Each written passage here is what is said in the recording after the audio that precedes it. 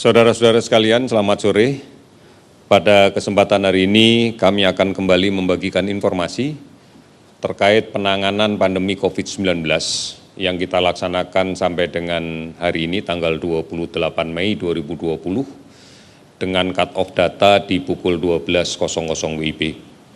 Saudara-saudara, kita kembali lagi pada acuan kita di dalam penanganan pandemi COVID-19 ini yang sudah tegas diarahkan oleh Presiden pada beberapa saat yang lalu, di mana ada 6 arahan yang harus kita pedomani.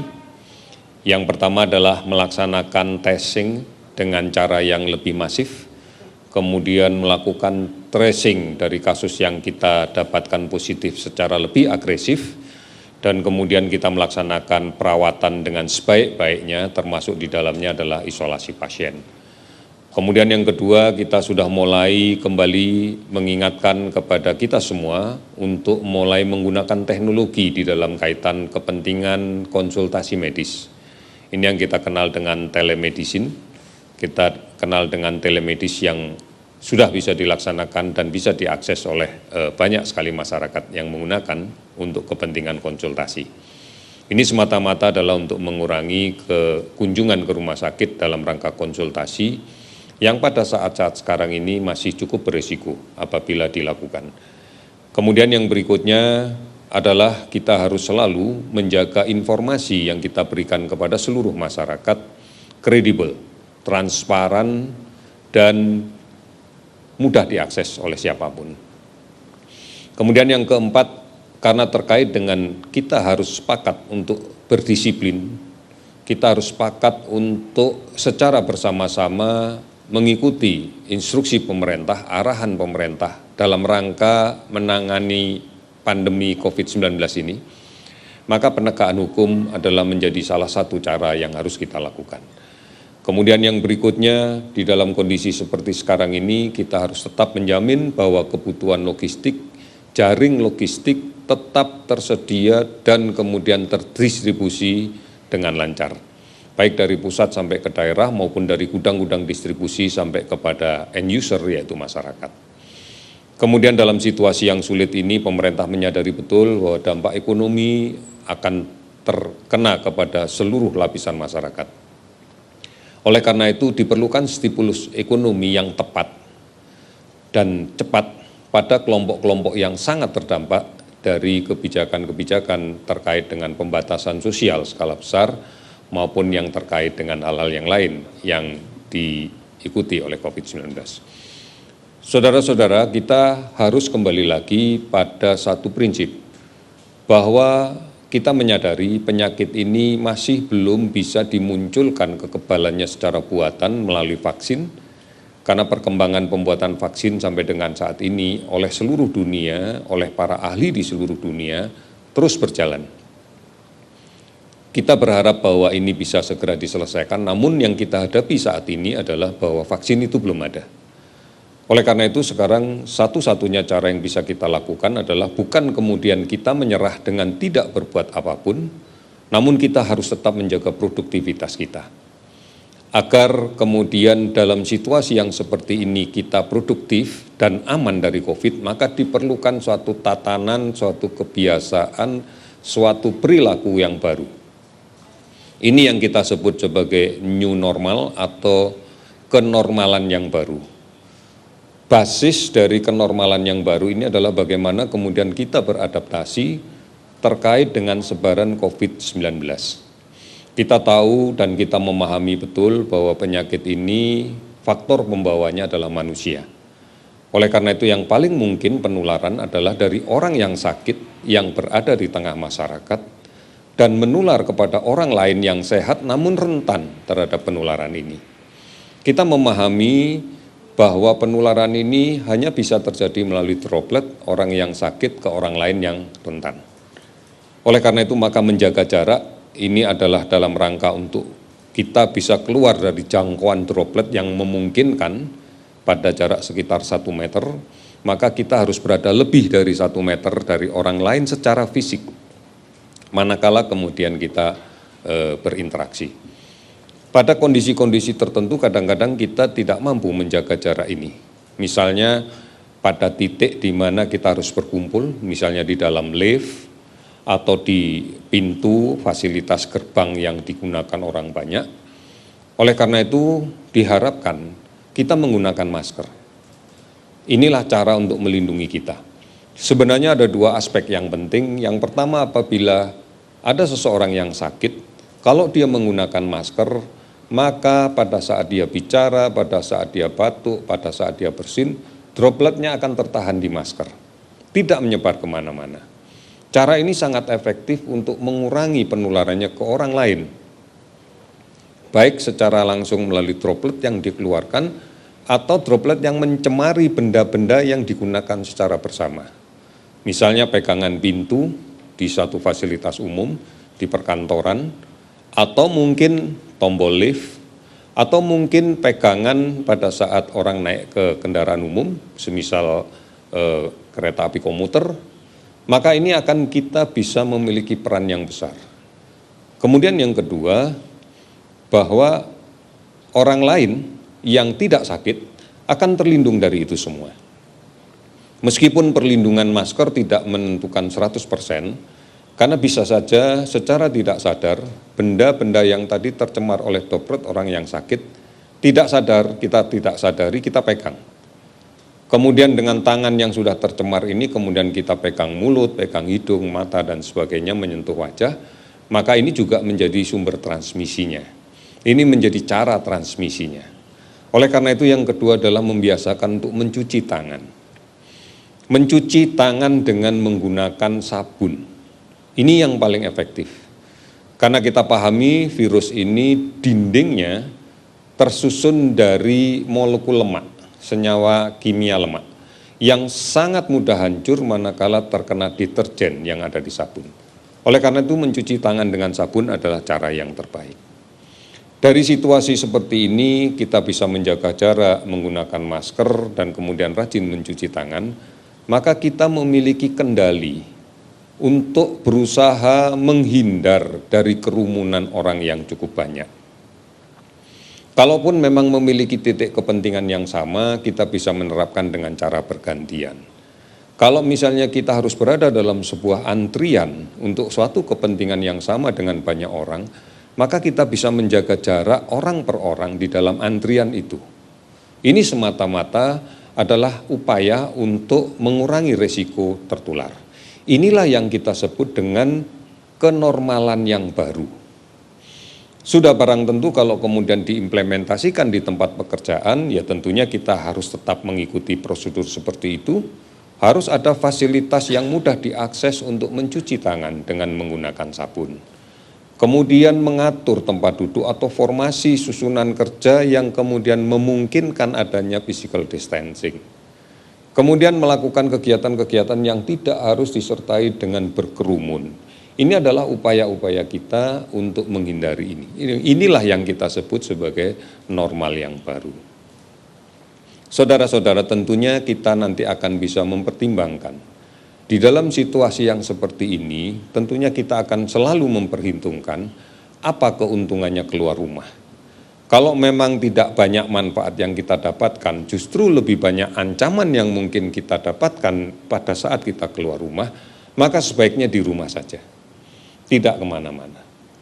Dan yang lebih penting, pada saat kita melakukan aktivitas di luar rumah, begitu sudah selesai dan kembali ke rumah, cuci tangan, mandi, jika memang diperlukan, ganti baju dan gunakan baju yang baru.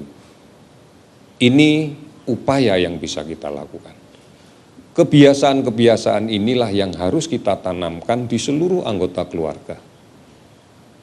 Inilah yang kita sebut dengan kenormalan yang baru atau new normal. Saudara-saudara, ini cara yang paling tepat. Dan seluruh dunia melakukan cara-cara seperti ini.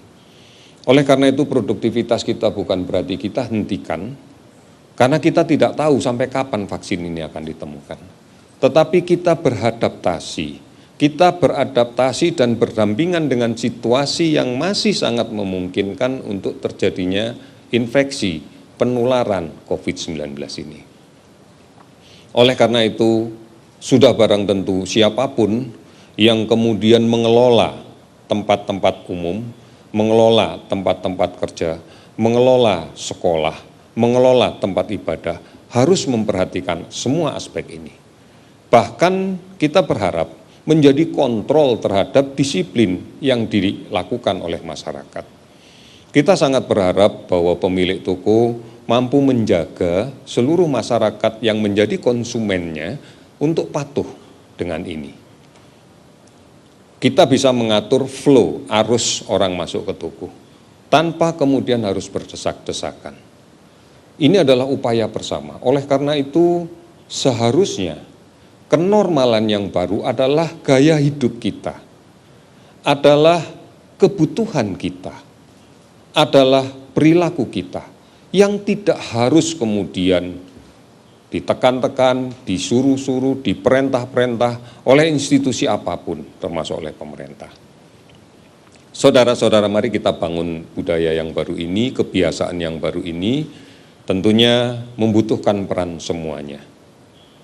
Kami sangat bangga bahwa banyak sekali tokoh-tokoh masyarakat yang sudah bisa berperan secara komprehensif di dalam konteks untuk membangun suatu kenormalan yang baru. Karena kita tahu masyarakat kita adalah masyarakat yang sangat menurut kepada tokoh-tokoh mereka. Oleh karena itu peran tokoh masyarakat, tokoh agama dan sebagainya, tokoh adat, tokoh pemuda dan sebagainya, ini menjadi kunci bagi pelaksanaan ini.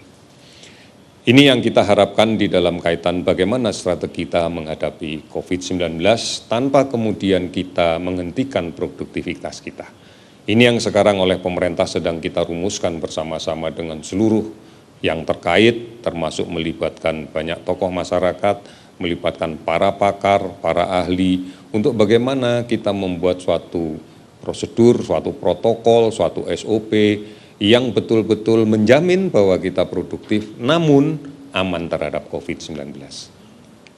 Saudara, hari ini kita akan menyampaikan beberapa data dari kinerja kegiatan pelaksanaan penanggulangan COVID ini pada bidang kesehatan. Hari ini spesimen yang telah kami periksa sebanyak 11.495 spesimen. Ini kita periksa dengan menggunakan real-time PCR maupun TCM. Dari jumlah spesimen yang kita periksa sebanyak itu, kurang lebih akumulasinya sampai dengan saat ini sudah mencapai 289.906 spesimen. Kita dapatkan kenaikan dari kasus konfirmasi COVID-19 sebanyak 687 orang, sehingga totalnya menjadi 24.538. Kalau kemudian kita perhatikan betul, kenaikan ini kita dapatkan cukup banyak di Provinsi Jawa Timur.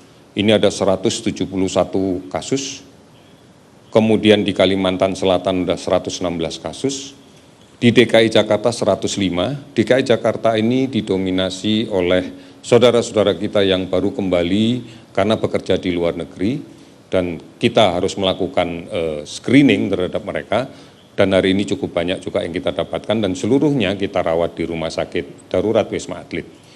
Kemudian Sulawesi Selatan juga meningkat 46, kemudian di Sumatera Utara ada 30 kasus. Sementara kalau kita perhatikan provinsi yang tidak ada kenaikan sama sekali, tidak ada penambahan kasus sama sekali, atau tidak ada kasus sama sekali yang kita dapatkan adalah Bangka Belitung, DIY, Yogyakarta, Jambi, Kalimantan Utara, Lampung, Riau, Sulawesi Barat, Nusa Tenggara Timur, tidak ada kasus sama sekali. Sementara ada 3 provinsi dengan penambahan kasus 1, yaitu Aceh, Kalimantan Barat, Kalimantan Timur. Kalau kemudian kita hitung dari hari ke hari, maka terlihat bahwa memang hari ini penambahan yang cukup banyak itu adalah Kalimantan Selatan. Karena kemarin 73, sekarang menjadi 116. Sementara kalau kita lihat Jawa Timur memang saat ini paling tinggi, tetapi sebenarnya hakikatnya kemarin itu 199, sekarang menjadi 171. Artinya ada penurunan dibanding dengan kemarin. Saudara-saudara sekalian, inilah yang menjadi perhatian kita, bahwa masih ada beberapa daerah yang memang gambaran grafiknya sudah mulai menurun, ada yang melandai, tetapi ada beberapa yang naik. Kita memaklumi kondisi ini karena memang dinamika sosial yang berada di provinsi satu dengan yang lain tidak sama. Saudara-saudara sekalian, sudah ada 412 kabupaten kota yang terdampak di 34 provinsi. Kasus sembuh meningkat dari 183 orang, sehingga totalnya menjadi 6.240 orang. Kasus meninggal 23 orang, sehingga totalnya menjadi 1.496 orang. Kita masih melakukan pemantauan terhadap ODP, yang saat ini jumlahnya ada 48.749, dan kemudian pasien PDP yang masih kita pantau ada 13.250. Di beberapa provinsi yang angkanya meningkat memang menjadi fokus perhatian kita, seperti Jawa Timur misalnya sudah mulai dioperasionalkan rumah sakit darurat COVID-19 dan kapasitas tempat tidurnya akan terus kita tambah. Kemudian kemarin juga sudah dikirimkan 2 mobil untuk membantu pelaksanaan pemeriksaan laboratorium dengan PCR. Ini yang menjadi atensi kita, menjadi perhatian kita. Namun secara keseluruhan kalau kita lihat gambarannya memang kasus-kasus baru ini sebagai gambaran bahwa proses penularan masih terjadi. Artinya kita memang harus betul-betul lebih berdisiplin kembali untuk mematuhi seluruh anjuran pemerintah. Kita harus mulai mengaktifkan kembali cara-cara hidup dengan kenormalan yang baru. Oleh karena itu, kami ingatkan sekali lagi, yang pertama, jaga jarak. Kemudian yang kedua, cuci tangan secara sering dengan menggunakan sabun dan air yang mengalir. Ketiga, gunakan masker apabila berada di luar rumah. Kemudian inilah yang harus kita lakukan dan kita ingatkan kepada seluruh saudara-saudara kita. Pemerintah sudah mulai menyusun bagaimana skenario untuk kemudian kita mulai produktif kembali. Bukan hanya di bidang ekonomi, tetapi juga kita kembali lagi mulai memikirkan bagaimana proses pendidikan, pembelajaran di sekolah, di kampus sudah mulai harus kita hidupkan kembali, kita jalankan kembali. Bagaimana kemudian kegiatan beribadah di rumah-rumah ibadah juga kita kembalikan seperti semula. Tentunya ini akan sangat tergantung pada kondisi epidemiologi daerah itu saat ini. Kita tadi sudah bisa melihat, sebagian sudah kami jelaskan bahwa kondisinya tidak sama masing-masing daerah. Oleh karena itu tentunya kajian harus komprehensif di masing-masing daerah.